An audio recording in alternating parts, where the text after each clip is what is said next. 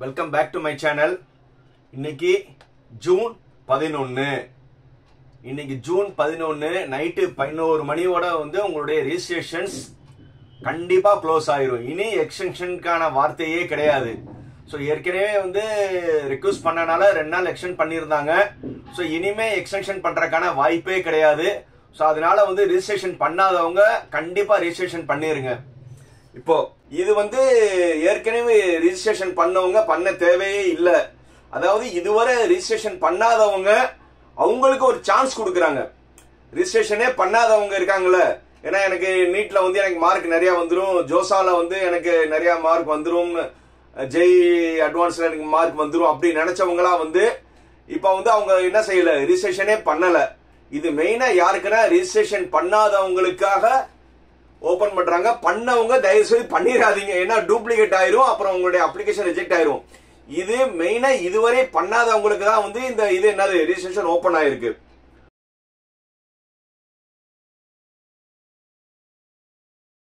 இந்த ரேண்டம் நம்பர்னா என்ன, நான் எல்லாத்துக்கும் ஒரு கியூரியாசிட்டி. அந்த ரேண்டம் நம்பர் எதுக்கு எல்லாத்துக்கும் கொடுக்கறாங்க, இந்த ரேண்டம் நம்பர்னால என்ன பெனிஃபிஷியல், இது எல்லாம் தெரிஞ்சுக்கிற ஆசையா இருக்கா?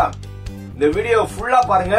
உண்மையிலே இந்த ரேண்டம் நம்பர் எதுக்குன்னா இப்ப நான் சொல்ல போற டேட்டா எல்லாம் கேட்டீங்கன்னா உண்மையிலே ஒரு எக்ஸைட்டா இருக்கும். ரைட், முதல்ல சொல்லிடுறேன், இந்த ரேண்டம் நம்பர் எல்லாத்துக்கும் யார் யார் கவுன்சிலிங்ல பதிஞ்சீங்களோ அவங்க எல்லாத்துக்குமே ரேண்டம் நம்பர்னு சொல்லி ஒரு ஜெனரேட் பண்ணி ஒரு லிஸ்ட் ரெடி பண்ணுவாங்க, உங்களுடைய போர்ட்டல்லே வந்துரும். பட் இந்த ரேண்டம் நம்பர்னால என்ன யூஸ்? நாட் 1% தான் இது ரொம்ப அப்ளிகபிள் ஆகும். இது எல்லாத்துக்குமே யூஸ் ஆகாது. நிறைய பேர் லாஸ்ட் இயர்ல நான் இருக்கும்போது சார் ரேண்டம் நம்பர் எப்போ வரும், ரேண்டம் நம்பர் எப்போ வரும் கேட்டுட்டு இருந்தாங்க. இந்த ரேண்டம் நம்பர் எப்போ வரும்னோட அதனால முதல்ல யூசேஜ் முதல்ல தெரிஞ்சுக்கோங்க. இப்போ ஒரு ஸ்டூடெண்ட் 185 கட் ஆஃப், நல்லா தெரிஞ்சுக்கோங்க. ஒரு ஸ்டூடெண்ட் 185 கட் ஆஃப். அதே மாதிரி 10 ஸ்டூடெண்ட் இல்ல வேணா, நம்ம ஒரு 3 ஸ்டூடெண்ட் ஒரே 185 கட் ஆஃப்ல இருக்காங்க. அந்த ஸ்டூடெண்ட் எல்லாருமே ஒரே காலேஜ்ல ஒரே குரூப் தான் கேக்குறாங்க. சோ இப்போ என்ன வச்சுக்கலாம், சரி இப்ப அண்ணா யூனிவர்சிட்டியில எல்லாருமே ஒரு எலக்ட்ரிக்கல் அண்ட் எலக்ட்ரானிக்ஸ் இன்ஜினியரிங் கேக்குறாங்க. அந்த 185 மார்க் நல்லா தெரிஞ்சுக்கோங்க, ஃபுல்லா நோட் பண்ணுங்க.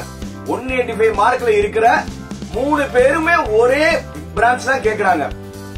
அப்போ யாரா ஒரு சீட்டு தான் இருக்கு, நல்லா தெரிஞ்சுக்கோங்க, ஒரு சீட்டு தான் இருக்கு. அப்போ கம்ப்யூட்டர் யாருக்கு ஜெனரேட், யாருக்கு அலாட் பண்ணணும் அப்படி ஒரு டவுட் இருக்கும் போது அந்த கம்ப்யூட்டருக்கு ஏற்கனவே ஜெனரேட் பண்ணி கொடுத்திருப்போம். அது எப்படி உங்களுக்கு சீட் அலோகேஷன் பண்ணும்னா, ஃபர்ஸ்ட் 2 பேருமே 185 மார்க் அக்செப்ட். இப்ப எல்லாருமே 185 இருக்கீங்க.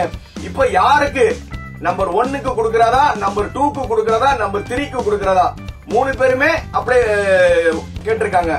கம்ப்யூட்டர் எப்படி அலோகேட் பண்ணும்னா, ஃபர்ஸ்ட் மேக்ஸ்ல யார் அதிகமான மார்க், மேக்ஸ்ல யார் அதிகமான மார்க். இப்ப இந்த 3 பேர்ல யார் மேக்ஸ் அதிகமான இருக்கோ அவருக்கு அந்த பிரான்ச் அலாட் ஆயிரும். மிச்சம் இருக்கிறவங்க அடுத்த சாய்ஸ்க்கு தான் போகணும். சார் 3 பேருமே மேக்ஸ்ல ஒரே மார்க், ரைட். ரெண்டாவது பிசிக்ஸ்ல இந்த 3 பேர்ல யார் ஹை மார்க். ஃபர்ஸ்ட் மேக்ஸ் பார்த்தாச்சு, எல்லாருமே ஈக்குவல். ரெண்டாவது பிசிக்ஸ்ல யார் ஹை மார்க், அதுலயும் பிசிக்ஸ்ல 3 பேருமே ஒரே மார்க்.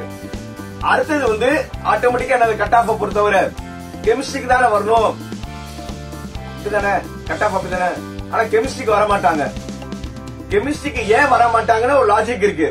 இப்ப கெமிஸ்ட்ரிக்கு வந்துட்டா ஆல்மோஸ்ட் எல்லாருமே அதே 185 கட் ஆஃப்ல தானே இருப்பாங்க. அதனால 3வது கிரைட்டீரியா கெமிஸ்ட்ரி எடுக்க மாட்டாங்க. 3வது கிரைட்டீரியா உங்களுடைய 4th சப்ஜெக்ட். 4th சப்ஜெக்ட்னா பயாலஜியா இருக்கலாம், இல்லன்னா கம்ப்யூட்டர் சயின்ஸா இருக்கலாம். இந்த ரெண்டுல ஏதாவது ஒண்ணு இருக்கும். இதுல யார் ஹை மார்க்கோ அதுல பாப்பாங்க. அதுலயும் 3 பேருமே ஒரே மார்க். என்னடா ஒரே குழப்பமா இருக்கா கம்ப்யூட்டர் என்ன. அடுத்தது 4வது, சரி இப்போ டோட்டல் +2 மார்க். இந்த 3மே 3 பேருமே சேமா வந்துட்டாங்க. டோட்டல் மார்க் யாருன்னு அடுத்தது கம்ப்யூட்டர் ஜெனரேட் செக் பண்ணும். அதுலயும் 550 மார்க். கம்ப்யூட்டர் என்னடா குழம்பிட்டு இருக்கா. அடுத்தது என்னடா அது 4 கிரிட்டீரியா 3 பேர் ஒன்னா இருக்காங்க. அடுத்தது என்னது 5வது கிரிட்டீரியா வந்து 10th மார்க்ல வந்து இதுல யாரு அதிகமான மார்க், 10th டோட்டல்ல இதுல யாரு அதிகமான மார்க், அதுலயும் ஒரு நமக்கு என்னது ஒரு ஆன்சர் கிடைச்சிடும். ஒரு வருஷம் முன்னாடி பின்னாடி எடுத்துப்பாங்க. இதுலயும் ஒன்னா வந்துட்டாங்க. இப்ப என்ன ஆகும், கம்ப்யூட்டர் வந்து என்னடா இது எல்லா கிரிட்டீரியா இந்த 3 பேர் ஒன்னாவே வந்துட்டு இருக்காங்கன்னு. சரி ஓ கடைசியா வந்து டேட் ஆஃப் பர்த். இந்த 3 பேர்ல நம்பர் 1ஓட டேட் ஆஃப் பர்த், நம்பர் 2ஓட டேட் ஆஃப் பர்த், நம்பர் 3ஓட டேட் ஆஃப் பர்த். இதுலயாவது எவனாச்சும் ஒருத்தன் வந்துருவாயா, அவனுக்கு இந்த சீட்டை கொடுத்தோம். கம்ப்யூட்டர் என்ன செய்யும், டேட் ஆஃப் பர்த் பார்க்கும். அது டேட் ஆஃப் பர்த் எல்லாம் ஒன்னா வந்துட்டாங்க. கம்ப்யூட்டர் ஒரே குழப்பம் ஆயிடுச்சு. ஐயோ இதுக்கு மேல வந்து இவங்களுக்கு வந்து சீட்டு கொடுத்தே ஆகணும். எல்லாத்துலயும் என்னது மேக்ஸ்லயும் ஒரே மார்க், பிசிக்ஸ்லயும் ஒரே மார்க், 4th சப்ஜெக்ட்லயும் ஒரே மார்க், +2 டோட்டல்லயும் ஒரே மார்க், 10th டோட்டல்லயும் ஒரே மார்க், டேட் ஆஃப் பர்த்லயும் ஒரே மார்க். இப்ப ஒரு வழியே இல்ல, எங்களுக்கு ஏதாவது ஒண்ணு கொடுத்தே ஆகணும்டா அப்படின்னு இருக்கும்போது அப்பதான் இந்த ரேண்டம் நம்பர், புரியுதா, இந்த ரேண்டம் நம்பர்னு ஒண்ணு உங்க எல்லாத்துக்கும் ஜெனரேட் ஆகி கம்ப்யூட்டரா டிஜிட் பண்ணி ஒரு 7 டிஜிட் 8 டிஜிட் ஏதோ ரேண்டமா கம்ப்யூட்டர் வந்து எல்லாத்துக்கும் இந்த ரேண்டம் நம்பர் கொடுக்கும். யார் முதல்ல அப்ளிகேஷன் போட்டாங்க, யார் கடையில் அப்படிலாம் கிடையாது. கம்ப்யூட்டர் ஆட்டோ ஜெனரேட் பண்ணி எல்லாத்துக்கும் நம்பர் ஸ்கேட்டர்டா போய் உட்காந்துரும். அதுல யாரோட ரேண்டம் நம்பர் ஹையா இருக்கோ அவனுக்கு தான் கொடுக்கும். புரியுதா, இந்த எல்லா கிரிட்டீரியாவும் வந்து இது என்னது பியூர் குடுக்க சீட்டு மாதிரி தான். ஏன்னா வந்து ஆன்லைன்ல வந்து நீங்க உங்களுக்கு தனித்தனியா குடுக்க சீட் எடுக்க முடியாதுல்ல.